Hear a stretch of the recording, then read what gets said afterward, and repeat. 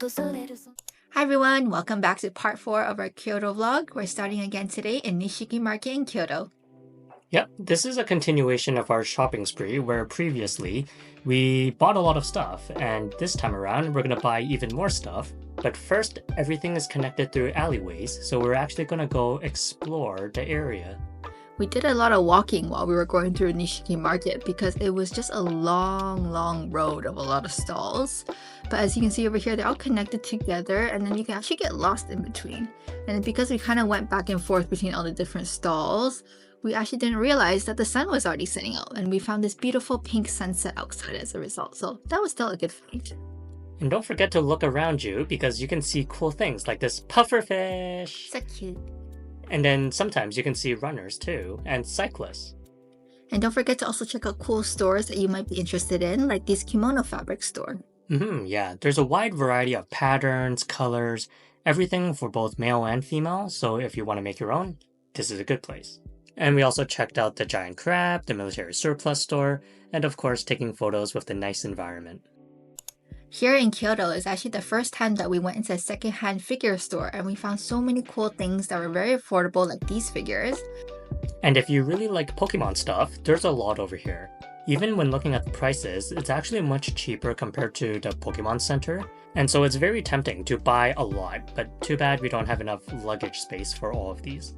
Yeah, it was quite unfortunate because a lot of our luggage was still held up in Yamato Express, so we couldn't really bring it around with us. But then if you do actually really find one figure that is of moderate size that you really want, you might just have to hold on to it because they might not be available in other figure stores. And we actually learned that the hard way around, so save yourself the disappointment if you know it ahead of time. Yeah, not all locations have the same inventory, so if you see something that you really like these ones here, you should definitely pick it up. Continuing on with our figure shopping, we decided to pop into this Gachapon store because we saw a lot of people checking it out and it has such a big variety of Gachapons that you can choose from. And one really good thing about the store is that it actually tells you what date it was restocked on, so you can kind of see what new inventory there is. And if you're looking for something of a specific season or release, then this is also a really good store to check out. It was called #CPLA. There's a lot of cool variety of gachapons, and some of them are really special. Some of them are food related, some of them are K-pop related, like the, I don't know what that, tomodachi thingy? I don't know what you call it. But the most important thing is there's so many selections, and if you're a millennial or younger or older, you're probably going to find something that resonates with you. So we also got roped in from that energy and decided that we wanted to try our luck as well too. So we went to this machine that exchanged our paper cash into coins that these machines take. So I have a little cup here with all the coins and I decided to check out this first one. I wonder if anybody remembers this anime because it's no longer airing anymore, but it's something I watched a lot when I was younger because it was airing on TV, I believe. And it is called Kamikaze Gen, and I really wanted every character except for the ones on the bottom. I wanted basically the first row only, and I failed to get that. So this is the scary part about doing Gachapon, because after you were not able to get what you want, you try again. And then you rationalize it that this one is only 300 yen, so it is okay to have another shot. So I tried again and I got also another character I didn't want. So maybe don't gamble your money with Gachapon, but it is very fun. Yeah, it's pretty interesting to see people fail, especially when they want like a really good pick, but it never shows up. But sometimes we move on, and because we have to roll other things as well, we have to take a good look around because there's a lot of interesting things, like things related to food, engines, cars. A lot of things you wouldn't even think of, but a lot of them are very unique, even in terms of the item designs. Some of them can be creepy as well, and some of them are cute and adorable, and some quite mainstream. Yeah, there is a lot in this store, so that was really fun to check out. I wonder how many of these you can actually recognize if you look around. There are some that I recognize and some that I don't recognize at all, so these were all cool learning experiences as well.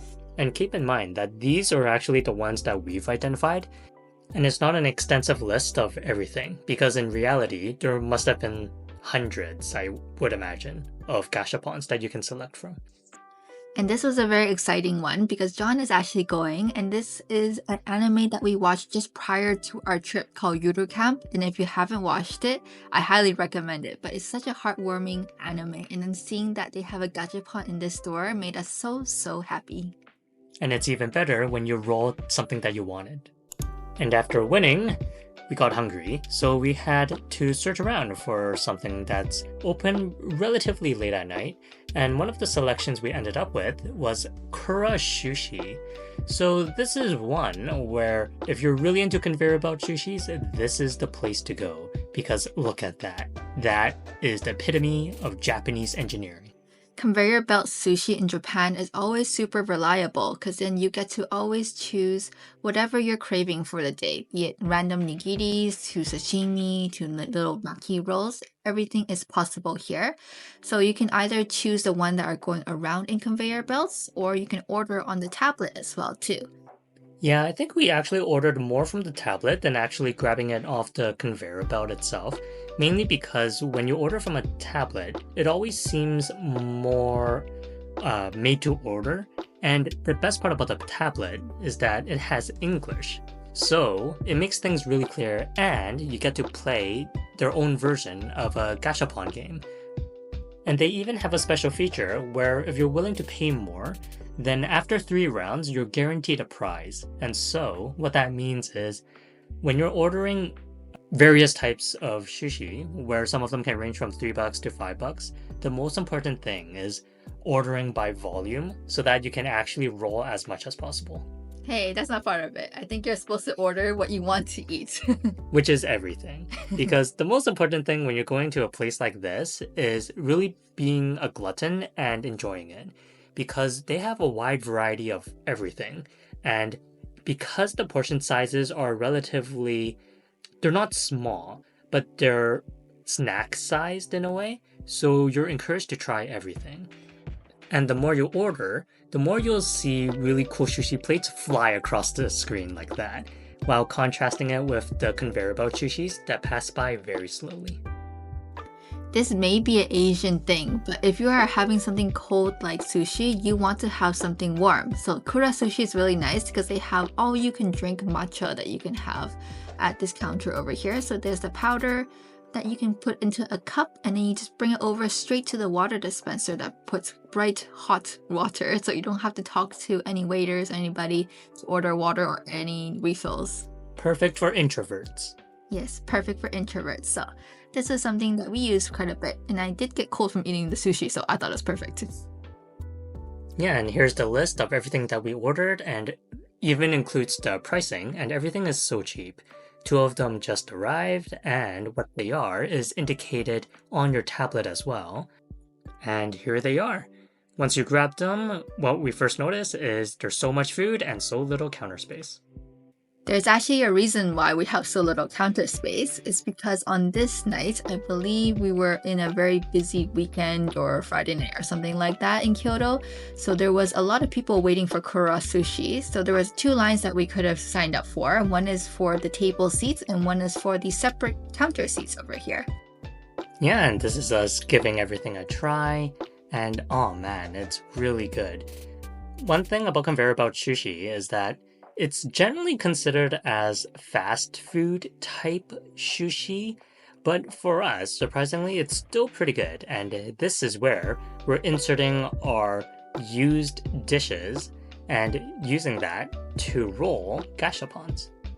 So this is where you should keep in mind about the number of plates you're getting, because not every dish on the menu actually comes with a plate, so you can only play gachapons with plates.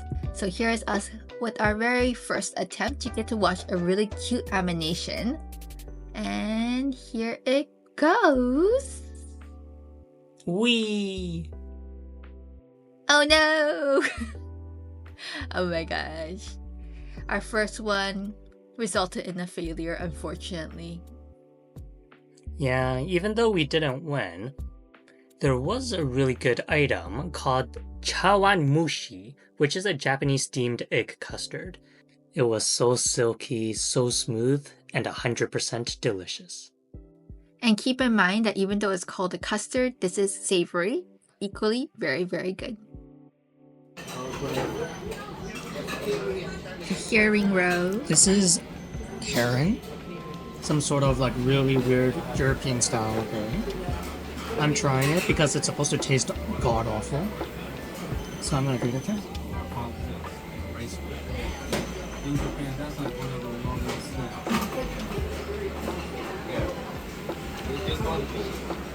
Oh no, my wire. Is it good or bad?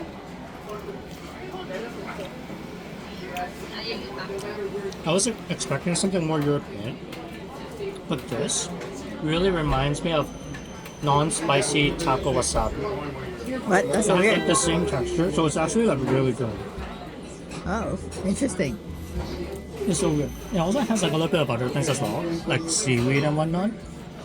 But like overall, it's just like taco wasabi, but like really good, but not taco or wasabi. Okay. Yeah, give it a try. It's really good. Yeah, so in conclusion, Kura Sushi is really good, and if you want to take a look at everything we've ordered, and if we didn't drop it, this is everything here. So as you can see here, we actually have a wide variety of sushi as well as things that are not on a typical plate, such as egg custards, as well as a few other things as well. If you really look closely at the conveyor belt in front of you, you'll notice that the variety on the belt is not very high. So the reason for that is because all the plates on the conveyor belt are 150 yen each. And then the things that you can order on the tablet are a little bit more pricier, but they are still pretty affordable, maybe 250 upwards to maybe like 1500 yen per plate. But they have much more variety. So they include things like the egg custard, like we mentioned earlier. They also have clam dishes, tempura dishes, things that you might want to try out from other restaurants. They have it here as well too. I don't think we have any this time around, but there's also dessert that you can get. But here we are playing the second round of the Gachapon game because we just got that many plates of sushi. And the Gachapon plates, you gotta have 5 of them before you can even start playing. And once we start playing, you pray that you're gonna beat that guy, but most of the times we don't. And so look at that, it's just so broken where all of a sudden they're sprinting and it seems like the bad guy always wins. I know, he's a very shady guy. We don't like him very much here. So it's a good thing that we decided to go to the Gachapon store before we came here because we couldn't win anything from Kura Sushi this time around. But in order to soothe our broken hearts and our misery, we decided to open our Gachapons that we did end up getting from the store before this. And the first thing we're opening is the Kamikaze, the anime that I never watched, but it was interesting. And what's even more interesting is the struggle to open up these plastic capsules. And a lot of them are in the form of keychains once you do open it up. And they always come with an information type paper where it shows you all the other items you can get, as well as Japanese words on the back that I can never understand. Yes, they kind of just rub it in too because it just shows you all the ones that you could have gotten because those are the ones I wanted but couldn't get. So sad. Yeah, and it seems like this one doesn't have a secret item because certain Gachapons would have a secret that's included, similar to blind boxes as well. But I don't think this one had it. I think maybe it does. I think it's the one with the black background that you can see because I don't think I saw that one on the Gachapon machine itself. But maybe I am mistaken because I was just looking at the one I wanted. Looking at the failures. It's okay. Technically, they are a pair, so I guess I lucked out in that sense. And now moving on to the other gacha that we got. We're opening up this one here. So each one of them kind of have a little bit of a different capsule, and the level of difficulty varies depending on the capsule that it is contained in. Difficulty? So John came to say that he has no difficulty in opening these capsules, so I guess maybe it is just my own struggle. Because I'm not a loser. Excuse me? Please? But anyways, this is the gacha reward that we got this time around, which is the main character of the Yuru Camp, the camping anime that we were talking about before. Yeah, and this one here, I think her name is Nadeshko or something. And she is actually one of our preferred picks because there's essentially two characters that are really good. So one is the one we have, and the second one is actually right beside her. So she has blue hair with a bun on the back, and then all the other characters are pretty good as well. All the characters have their own personalities. But you know what? I think I like all of them. I want all of them. We just never got a chance to spend all of our money on one Gachapon. Overall, this is a pretty good way to end our Sakura Sushi adventures. And now, starting to wind down and catching the bus back to our hotel. And looking at the streets of Kyoto at night, it's really nice and very bright because it's essentially one very big long street with lights everywhere, so you do feel very safe even though there's a lot of traffic around, even though it's late at night. And what's really different too is the taxis are different in the context where the shape of the taxis are different from the ones in Tokyo, and the buses are also different, where in Kyoto, you actually enter the bus through the rear doors and then you exit through the front door and paying the fare when you get off. While in Tokyo, it's actually the reverse. So it's kind of interesting to see that even within the same country. I think the coolest part about going to Japan was that all of our Suica cards were able to be used in all the prefectures that we visited. So it worked in both Tokyo, Kyoto, and Osaka with the same Suica card that we loaded with money on the very first day when we landed at Haneda Airport. And here we are at 7-Eleven, craving our smoothies to end the night. The smoothies are pretty affordable at 330 yen, and the best part about Japanese engineering is that everything is automated for this smoothie machine. And it's pretty hygienic in the sense that it always cleans itself after every smoothie production order.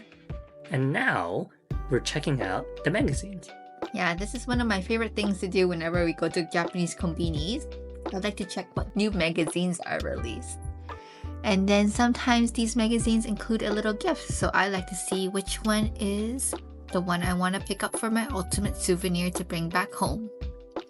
I remember that when we were planning our trips, we specifically added into our itinerary where we want to check out magazine stores or 7-Elevens to see what kind of cool freebies are included in a lot of the magazines. And because we also wanted to purchase some and bring it back home, we really took a lot of time taking our picks of which magazines would we actually read and what freebies does it have. I think it's very important to also look into your options as well too, because it is good for both your budget for your Japan trip planning, because these magazines can add up over time, and it's also important to consider the space that you have in your luggage as well too, because these will still take up space even though they look flat at the moment. Some of these gifts are pretty good in terms of practicality. Some of them just look nice. So it's kind of looking around to see what you value the most as well too. And actually, I was able to find a website while I was in Japan that actually reviews the gifts in these magazines as well. So if you're curious about durability of certain things, then that one is a good option as well too, to just look around to see what is good. Yeah, there's a lot of magazines and a lot of selections. But at the end of the day, it's time to head back to the hotel because we had a long day of being exhausted. But it was all worth it, especially with this shower head. It's very nice. Oh, I think I saw a rainbow at the end too. And yes, this is our favorite hotel as well too for the lounge access and all the free treats. So highly recommend. You can check out our Blossom Kyoto hotel review for it. Don't forget to like, favorite, and subscribe. Bye!